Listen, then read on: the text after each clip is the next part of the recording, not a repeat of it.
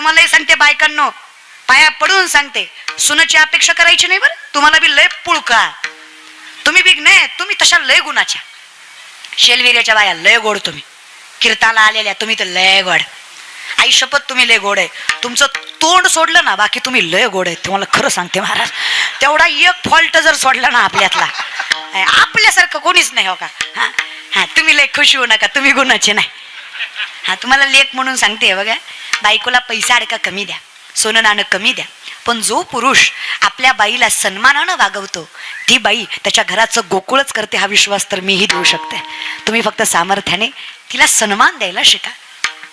हे बोलायचं राहिलंय महाराज. यत्र नार्यस्तु पूज्यन्ते रमन्ते तत्र देवतः, हे बोलताच की हो, वागता कुठे.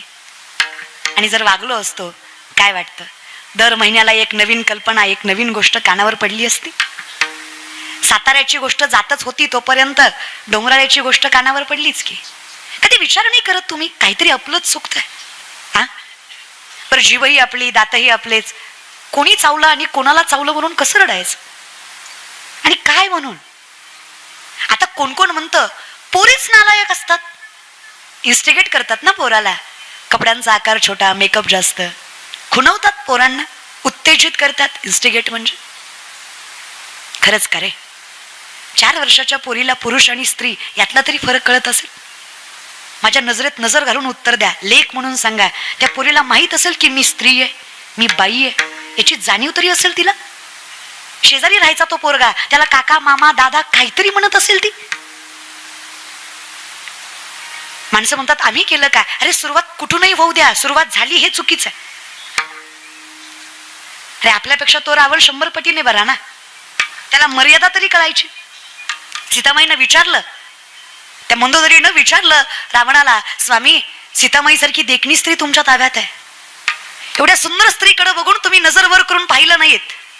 मला माहित नाही का तुमची नजर, वासनेपोटी हजारो बायका केल्यात तुम्ही, पण सीतामाईच्या सावलीत उभा राहिला नाहीत का?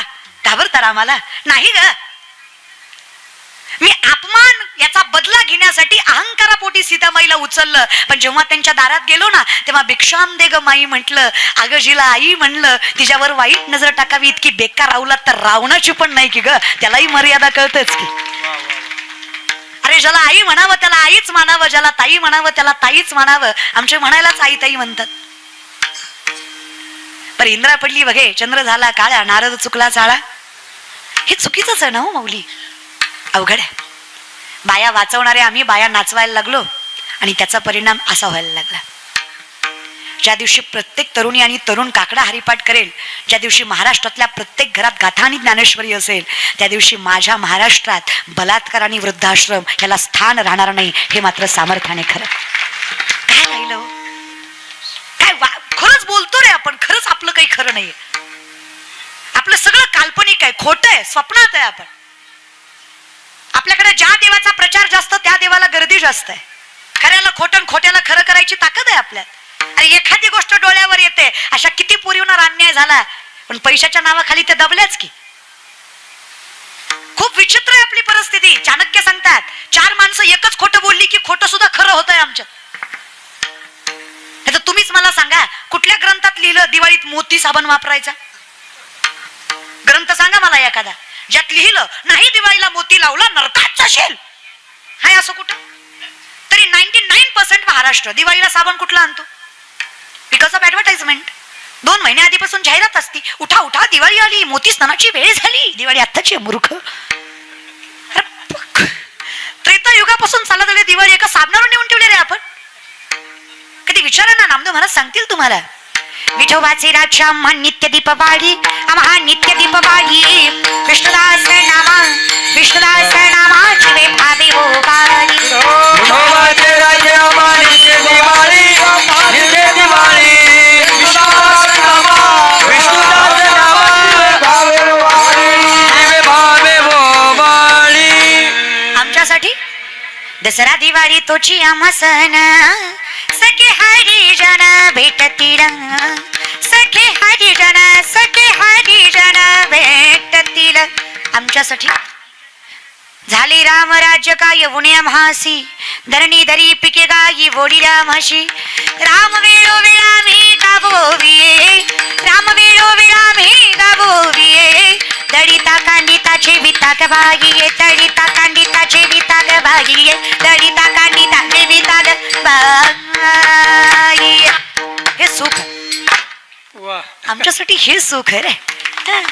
बघा ना, भरत महाराज सारखे महाराज लोक झाली की आमची डीजे वाली पोरं सुद्धा आपोआप पकवाजाकडे वळतात महाराज, बरं का. माऊलींची कृपा आहे. आणि खरं सांगू का, याला फार आयुष्य जात रे, आयुष्य म्हणजे फार जात.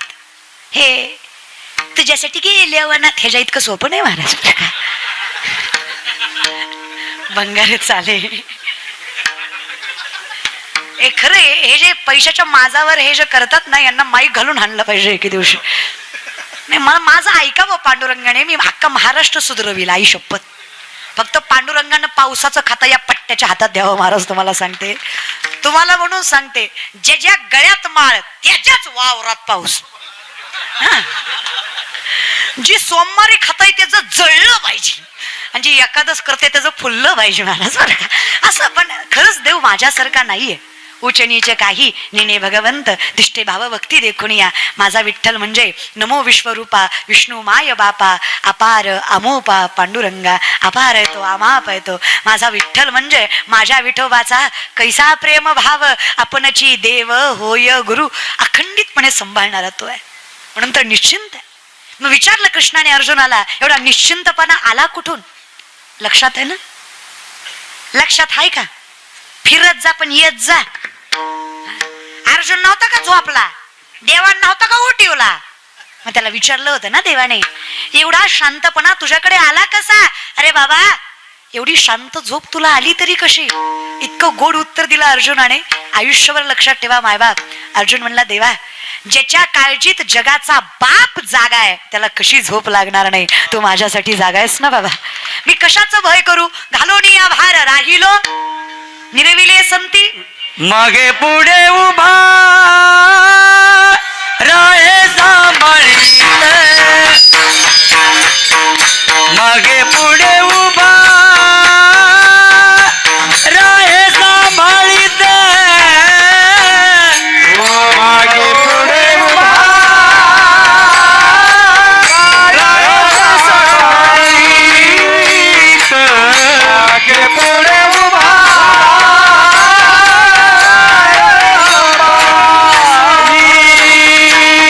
मागे पुढे उभा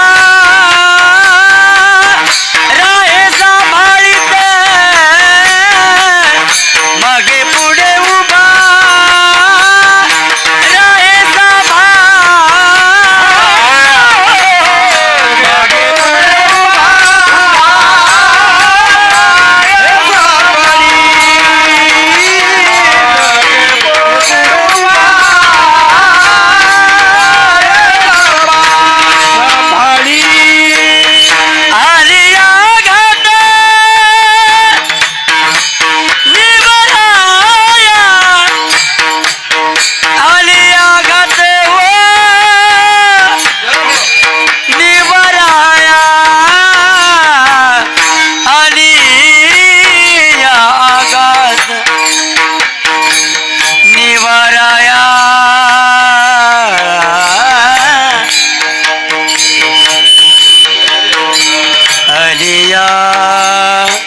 आघात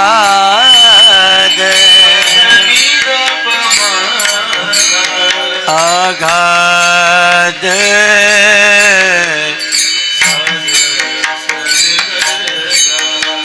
हे आलिया आघात निवराया निवराया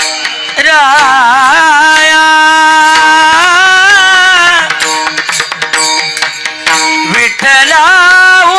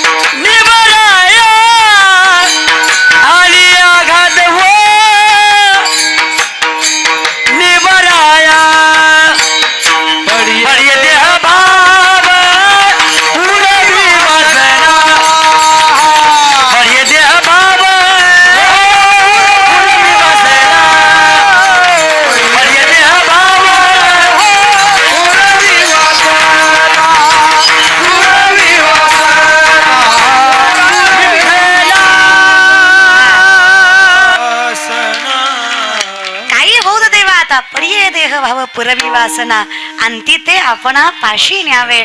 त्याच्यासाठी देह जाओ अथवा राहो पांडुरंगी दृढ व्हाहो. एकदा या नामचिंतनाची सांगड धरली ना विठ्ठला, मग याची कोण चिंता करतं. भक्त ऐसे जाना जे देही उदास गेले आशा पाश. असं याचं काय खरं देवा. हे काळ्या नळाचे कुंडी गात्री रोनियाची उंडी माशी पंख पाकडी तव हे सरे. माशीला पंख पाखडायला जेवढा वेळ लागत नाही त्याच्यापेक्षा कमी वेळात जाणार आहे. याच्या विश्वासावर नाही जगत आहे आम्ही देवा. आम्हाला माहित आहे तुका म्हणे कमरणेची सरे उत्तमची उरे. तू कोण आहेस. तुका म्हणे मज बोलविता देव आपुलिया बळे नाही मी बोलत सका कृपावंत वाचा त्याची. साळुंकी मंजुळ बोलत सेवानी शिकविता धनी. मी नाहीच आहे. माझ्यातला परमात्मा मला चालवतोय बोलवतोय. अहम वैश्वानरो भूत्वा प्राणिनाम देहमाश्रित प्राणापान समायुक्त पच्चमण्यम चतुर्विधम. चालवणं बोलवणं सोड रे अर्जुना. सूक्ष्मता लक्षात घे. अन्न पचवणारा जठरा मधला अग्नी सुद्धा मी आहे. पंचमहाभूत मी अनुरेणू मी सुरुवात मी शेवट मी अनंत काल मी. मग वेड्यात तू ही मीच. आणि जर हे सत्य आहे तर माये जगन्नाथ हे मान्य केलं पाहिजे ना तू. जर तू माझ्यामुळेच आहे तर तुला जाणीव असावी मी पतंग तुझ्या हाती. तुला जाणीव असावी चरणी जगन्नाथा. त्याच्याशिवाय आनंदाची व्याख्या नाहीच पूर्ण होणार आहे तुमची. तुम्हाला अहंकार सोडावाच लागणार आहे. हे सोडाव. आणि काय आहे ना विषय. आम्हाला सोडण्यामध्ये सुद्धा काही हरकत नाहीये, पण आम्हाला सोडू देत नाही हा विषय वेगळा आहे. कोण आहे जो सोडू देत नाही. सगळ्यात वेगळ्या प्रकारचा मोह अहम मी माझं. आता मी कोण आहे याचं माऊली फार गोड उदाहरण सांगतात. हे या ज्ञान भक्ती सहज बघतो एक वटला मज तोची मीही केवळ तुझं श्रुतही आहे. तुझ्या दारी आलो आणि कळलं देवा तू कोण आहेस. तू कोण आहेस कळल्यावर कळलं देवा मी कोण आहे. मी कोण आहे कळल्यावर कळलं मी नाहीये. माझातला मी माझा सगळ्यात मोठा शत्रू आहे. मी कोण आहे. अवतार पांडुरंग नाव ठेविले ज्ञानी हरती ज्ञान राजा महाकैवल्य तेजा सेवती साधू संत मनोवेदिला माझा आरती ज्ञान राजा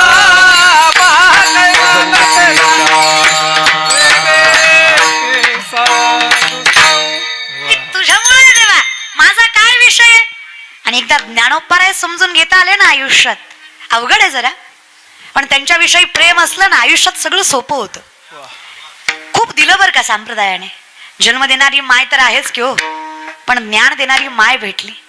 या वारकरी संप्रदायामुळे 2-2 आईच्या कुशीत नांदायचं सौभाग्य मिळालं. कोण आहेत माऊली. नामदेवराय म्हटले देवा नाही जात मी ज्ञानोबारायणसोबत. भगवंताने सांगावं कुठे जाताय हे महत्वाचं नाही. नामदेवा कोणासोबत जाताय हे महत्वाचं आहे. जा ना. नामदेवराय गेले. ज्ञानोबारायांनी अखंडितपणे प्रत्येक देवाचं दर्शन घ्यावं. वाराणसीला उत्तर प्रदेशामध्ये काशीमध्ये पाऊल ठेवावा आणि साक्षात काशी विश्वेश्वर ज्ञानोबारायांना न्यायला यावे. ज्ञानियांचा हात प्रेमे धरी विश्वनाथ ते बोलत चालत दोघे आले गंगेआत. ज्ञानाबाईंच्या पायी मिठी मारी गंगा माई नामा म्हणे सोडाबाई ज्ञानदेव सर्वा ठाई. काय शब्द आहेत नामदेवरायांचे दादा. तेच नामदेवराय जे ज्ञानोबारायांसोबत जायला तयार नव्हते ते भगवंताला सांगतात देवा मी डोळ्यानं बघितलं. नाथबाबा सांगतात ज्या गंगेला पवित्र व्हायला तुम्ही जाता ती गंगा पवित्र व्हायला माझ्या ज्ञानोबारायांच्या चरणावर येते. नामदेव महाराज म्हटले कुठं इथं मिठी मारता. तुम्ही जिथे जिथे जाल तिथे तिथे माझ्या ज्ञानोबारायांचा अंश आहे. कारण माझे माऊली नाहीत अशी एकही जागा या त्रैलोक्यात नाही. विश्वात नाही त्रैलोक्यात नाही. नाथबाबांचं मत आहे स्नान केली या गंगा पवित्र करी सकळ जगा. ती गंगा ही निज पाप भंगा तुमच्या चरण संगा विथंगा. काय नाथबाबांचे शब्द आहेत माऊली. पण फार मोठे पण कामाचं नाही. मीत्व बडा हुआ तो क्या हुआ जैसे पेड़ खजूर पाती को छाया नहीं फल लागे अति दूर. मोठे पण कसं असावं ज्ञानोबांसारखं तुकोबांसारखं जे सगळ्यांना सामावून घेणार आहे. आपलं मोठे पण आपल्या पुरतं. आपला अहमपणा आपल्या पुरता. आपलं म्हणजे कसं खजुराच्या झाडासारखं. खजुराचं झाड माहित आहे नारळाच्या पद्धतीनं लांबलचक असतं. त्याच्याकडे हात पोचत त्याची सावली पडत मोठी पडत नाही. म्हणजे काय करायचं पाती को छाया नाही फल लागे अति दूर. जे काही कामाचंच नाही मोठेपण त्या मोठेपणाला काय करायचं माऊली. मोठेपण कसं असावं विश्वची अमुचे घर ऐसी मती ज्याची स्थिर. हे ज्ञानोबारायांचं जे मोठेपण आहे ना हे तुम्हा आम्हाला सार्थकी येणार आहे. विचारतात आम्हाला कधी माणसं काय दिलं हो माऊलींनी. आम्ही फक्त ज्ञानोबारायांच्या समाधीवर मस्तक ठेवलं तेही कळत नसताना आमच्यासारख्या मूर्खांना पदरात घेतलं माऊलींनी. आम्ही